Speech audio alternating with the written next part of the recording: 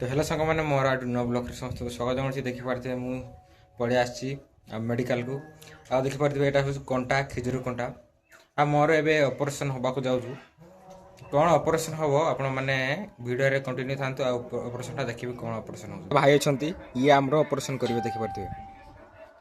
देखिपे सांग मैंने बहुत मात्रा ऑपरेशन चलती बहुत जोरसोर देखिपे आ डॉक्टर भी पूरा बहुत जोर लगी देखते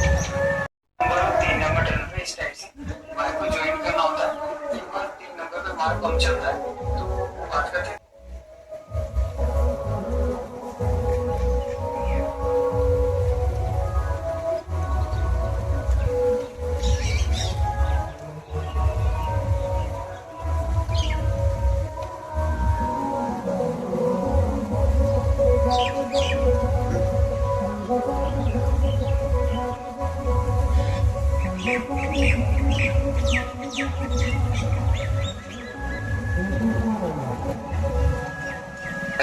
दोनों में से किसी एक वायर के साथ कनेक्ट करना। अगर आप ब्लैक वाली वायर के साथ कनेक्ट करें यहाँ पर देखिए मेन सप्लाई की एक ब्लैक वाली वायर से मैंने एक मोटर और एक पंप की वायर को कनेक्ट करी। इससे क्या न्यूट्रल सप्लाई मोटर को मिलेगी और पंप को भी डायरेक्ट मिलती है। इस टाइप से कनेक्शन होता है।